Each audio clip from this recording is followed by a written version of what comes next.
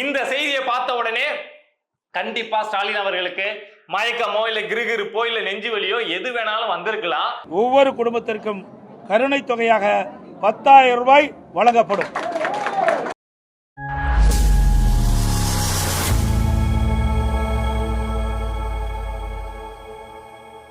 அனைவருக்கும் வணக்கம். ஸ்டாலின் அவர்களுக்கு இந்நேரம் நெஞ்சு வலியோ ஃபீவரோ ஏதோ ஒண்ணு வந்திருக்கும். இன்னைக்கு சாயங்காலமோ இல்ல நாளைக்கோ அப்போலோ மருத்துவமனையில ஸ்டாலின் அட்மிட் ஆயிருக்காங்க அப்படிங்கிற ஒரு செய்தி வந்தா கூட ஒன்னும் ஆச்சரியப்படுறதுக்குலாம் கிடையாது. இப்ப கொஞ்ச நாளைக்கு முன்னாடி மோடி அவர்கள் வந்து தமிழ்நாடு வந்தாங்க. அப்போ ஸ்டாலின் அவர்கள் வந்து மோடியை சந்திக்கிற மாதிரி ஒரு சுச்சுவேஷன். ஆனா சந்திக்க கூடாது, திமுக பொறுத்த வரைக்கும் சந்திக்க கூடாது. தேர்தல் நெருங்கி வர நேரத்துல எம்.கே. ஸ்டாலின் போயிட்டு மோடியை சந்திச்சாங்க அப்படின்னா அது அவங்களுடைய பிரச்சாரத்துல அடி வாங்கும். அப்படிங்கிறதுனால மோடி வர்றதுக்கு முத நாளே ஸ்டாலின் அவர்கள் போயிட்டு அப்போலோ மருத்துவமனையில அட்மிட் ஆயிட்டாங்க.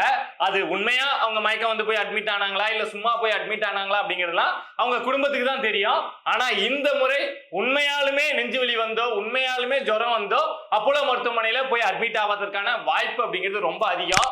ஏன் அப்படின்னா இன்னைக்கு அதிமுக தரப்புல இருந்து 3ஆம் கட்ட தேர்தல் வாக்குறுதி அப்படிங்கிறத வெளியிட்டு இருக்காங்க.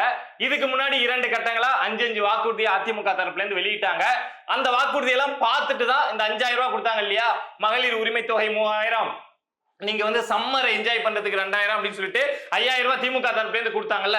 அதுக்கு காரணமே அதிமுக வெளியிட்ட அந்த 10 வாக்குறுதி. சோ அந்த சூழல்ல இன்னைக்கு அதிமுக தரப்புல இருந்து இன்னைக்கு ஜெயலலிதா அவங்களுடைய பிறந்த நாள் பிப்ரவரி 24, அவங்களெல்லாம் நினைவுல வச்சு இன்னைக்கு 3ஆம் கட்டமா ஒரு 6 வாக்குறுதிகளை அதிமுக தரப்புல இருந்து வெளியிட்டு இருக்காங்க.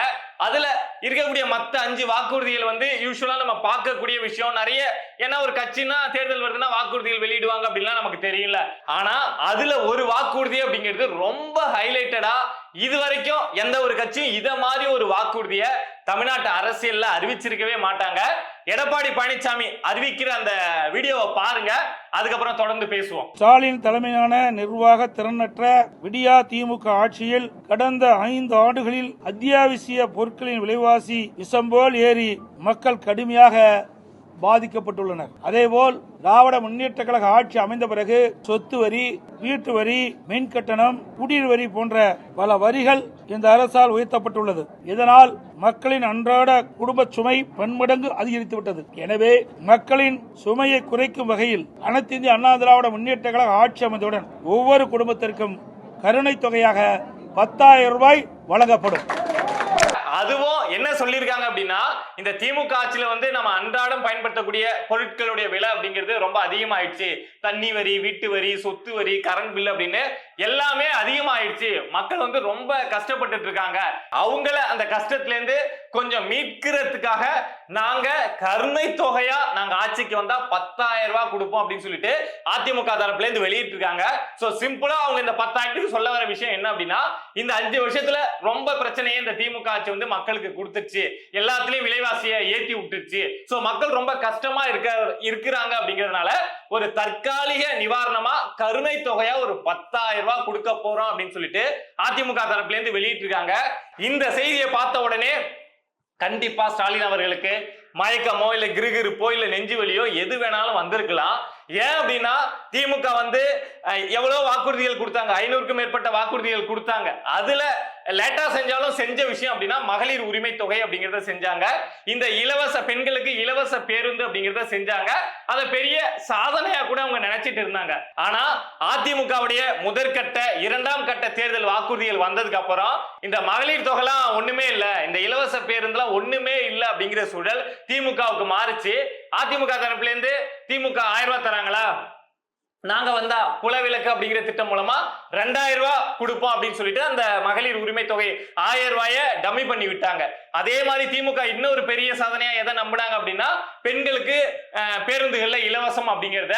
சோ அதுக்கு அதிமுக என்ன பண்ணாங்க அப்படின்னா, திமுக பெண்களுக்கு மட்டும்தானே கொடுக்குது, நாங்க ஆண்களுக்கும் பேருந்துல நகர பேருந்துல வந்து இலவசமா கொடுக்குறோம் அப்படிங்கிற அறிவிப்பை வெளியிட்டாங்க. சோ அது வரைக்கும் தங்களுடைய பிரம்மாஸ்திரம் அப்படின்னு திமுக நம்பிட்டு இருந்தது அப்படின்னா இந்த 1000 ரூபாய் பணம் கொடுக்குறோம் மக்களுக்கு. சோ பெண்கள் தான் ஓட்டு போட்டாங்கன்னா கொஞ்சம் குடிகாரங்களாம் சேர்ந்து நமக்கு ஓட்டு போட்டாங்கன்னா நம்ம ஆட்சிக்கு வந்துடலாம் அப்படின்னு நினைச்சிட்டு இருந்தாங்க. அதை அதிமுக நாங்க 2,000 ரூபாயா கொடுப்போம் அப்படின்னு சொல்லி அடிச்சு தகர்த்தாங்க. அதே மாதிரி இலவச பேருந்து விஷயமும் திமுகவுக்கு வந்து ஃபெயிலியரா போனதுனால அதை விட நல்ல அறிவிப்புகளை அதிமுக வெளியிட்டதுனால என்னடா அது, இதை நம்பிதான் நம்ம ஆட்சிக்கு வந்துருவோம் நம்பிட்டு இருந்தோம், இப்படி பண்ணிட்டாங்களே அப்படின்னு யோசிச்சுதான் திடீர்னு ஒரு நாள் நைட்டோட நைட்டா யோசிச்சுதான் அடுத்த நாள் வந்து இத மாதிரி 5000 ரூபாய் யாரெல்லாம் இந்த குடும்ப தலைவிகள் ரேஷன் கார்டு வச்சிருக்காங்களோ அவங்களுடைய அக்கௌண்ட்ல எல்லாம் வந்து 5000 ரூபாய் ஏறும், 3000 ரூபாய் வந்து உரிமை தொகை, 2000 ரூபாய் வந்து நீங்க சம்மருக்கு வந்து சம்மர் ஹாலிடே என்ஜாய் பண்றதுக்கு அப்படின்னு சொல்லிட்டு ஸ்டாலின் அவர்கள் அறிவிச்சாங்க. சோ ஆரம்பத்துல இவங்க நம்பின விஷயம் இந்த மகளிர் உரிமை தொகை, இலவச பேருந்து, இத மாதிரி விஷயங்கள். அதை விட அதிமுக தரப்புல இருந்து நல்ல வாக்குறுதிகள் நல்ல அறிவிப்புகள் வந்ததுனால பயந்து போய் திடீர்னு இந்த 5000 ரூபாய் அப்படிங்கறத அறிவிச்சாங்க. அறிவிச்சுட்டு சரிப்பா அதான் 5000 ரூபாய் அறிவிச்சிட்டோம்ல, இனிமே மக்கள் வந்து நமக்கு ஓட்டு போட்டுருவாங்க, ரொக்கமா 5000 ரூபாய் எந்த கட்சி கொடுத்திருக்கோம் தேர்தல் நேரத்துல, நாம அதுவும் லீகலா 5000 ரூபாயை கொடுத்திருக்கோம், இன்னும் இல்லீகலா எவ்வளவோ கொடுப்போம், நமக்கு மக்கள் ஓட்டு போட்டுருவாங்க அப்படின்னு சொல்லிட்டு ஸ்டாலின் அவர்கள் முழுக்க நம்பிட்டு இருந்த இந்த டைம்ல தான் கருணை தொகையா 10000 ரூபாய் கொடுப்போம் அப்படின்னு சொல்லியிருக்காங்க. சோ இந்த விஷயத்தை கேட்ட உடனே ஸ்டாலின் அவர்களுக்கு கண்டிப்பா ஹார்ட் அட்டாக் வரும்ல, கண்டிப்பா ஜுரம் அப்படிங்கிறது வரும்ல. ஏன்னா இவங்க 5000 ரூபாய் வச்சு ஒரு ஸ்கெட்ச் போட்டாங்க அப்படின்னா இப்ப அதிமுக 10000 ரூபாய் வச்சு இன்னொரு ஸ்கெட்ச் போட்டிருக்காங்க. இப்ப திமுக எல்லாம் உட்கார்ந்து யோசிச்சுட்டு இருப்பாங்க, என்னடா அதிமுக இப்படி ஒரு அறிவிப்பை வெளியிட்டாங்களே, நாம இந்த 5000 ரூபாய் பெருசா நம்பிட்டு இருந்தோமா, இப்ப அந்த 5000 ரூபாய் டம்மியா போயிடுச்சு. ஒட்டுமொத்த திமுகவும் இன்னைக்கு காலையில இருந்து மண்டைய கசக்கி புழிஞ்சு இந்த 10000 ரூபாயை பத்தி தான் பேசிட்டு இருப்பாங்க. சோ அவங்க தரப்புல இருந்து இதை விட தாண்டி ஏதாவது புதிய அறிவிப்பு வெளியிட முடியுமா அப்படின்னு யோசிச்சுட்டு இருப்பாங்க. பட் திமுக தரப்புல இருந்து வெளியிடலாம், ஆனா மக்கள் நம்பணும்ல. ஏற்கனவே இவங்களால சொன்னதை செய்ய முடியல, இப்ப திரும்ப சொல்லிட்டு இருந்தா செஞ்சிருவாங்களா அப்படிங்கிற ஒரு கேள்வியை மக்கள் கேட்பாங்கல்ல.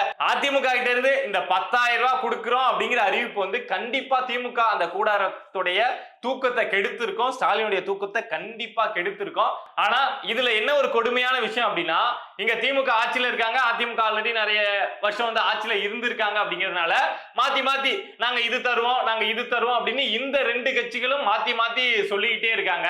ஆனா இன்னும் அந்த ஆட்சி அதிகாரத்தை பார்க்காத கொஞ்சம் தமிழ்நாட்டுல முக்கியமான கட்சிகள் அப்படின்னா ஒண்ணு நாம் தமிழர் கட்சி, இன்னொன்னு தமிழக வெற்றி கழகம். நாம் தமிழர் கட்சி எங்களுக்கு இலவசம் வேணாம், இலவசம் வந்து மக்களுக்கு கொடுக்கறது வந்து தப்பான விஷயம் அப்படிங்கிற ஒரு கொள்கையை உடையவங்க. சோ அவங்க இந்த இலவசம் இத மாதிரி விஷயத்தை அறிவிக்க போறது கிடையாது, அதை அவங்க வெறுத்து ஒதுக்குறவங்க. ஆனா தமிழக வெற்றி கழகம் இந்த இலவசத்தை பத்தி என்ன சொல்ல போறாங்க, இல்ல தமிழக வெற்றி கழகம் தரப்புல இருந்து இந்த மாதிரி இலவசங்கள் வந்து நாங்க வந்து அது செய்வோம் இதை செய்வோம் அப்படின்னு அறிவிப்பாங்களா, என்ன பண்ணுவாங்க அப்படின்லாம் நம்ம பொறுத்து தான் பார்க்கணும். ஆனா இந்த ரெண்டு கட்சிகளுக்குமே புதுசா இங்க களத்துல நின்றுட்டு இருக்க இந்த ரெண்டு கட்சிகளுக்குமே இத மாதிரி பெரிய கட்சிகள் வந்து மாத்தி நான் இலவசம் அது தருவேன் இது தருவேன் அப்படின்னு சொல்ற விஷயம் வந்து கண்டிப்பா ஒரு கடுப்பு அப்படிங்கிறது ஏத்தம். ஆனா புதுசா ஒரு ஸ்டேட்ல வந்து ஒரு ஃபோர்ஸ் வந்து முளைச்சு வரணும் அப்படின்னா இத மாதிரி சவால்கள் எல்லாம் எதிர்கொண்டு அவங்க எல்லாம் ஃபைட் பண்ணி இவங்க இந்த இலவசம் கொடுக்குறோம் அப்படின்னு சொல்றாங்கல்ல, அதெல்லாம் தாண்டி தான் ஓட்டை வாங்க வேண்டியது இருக்கு. பட் என்ன பண்றாங்க, இந்த இலவச மாயாஜாலங்கள் தமிழ்நாட்டுல என்னத்தை கொண்டு வர போகுது, இந்த விஷயத்தெல்லாம் நம்ம பொறுத்து தான் பார்க்கணும். இத மாதிரி நம்ம சுத்தி நடக்கக்கூடிய விஷயங்களை நீங்க தெரிஞ்சுக்கணும் அப்படின்னு நினைச்சீங்கன்னா மறக்காம பிரபா டாக்ஸ் சேனலை சப்ஸ்கிரைப் பண்ணி சப்போர்ட் பண்ணுங்க. நன்றி.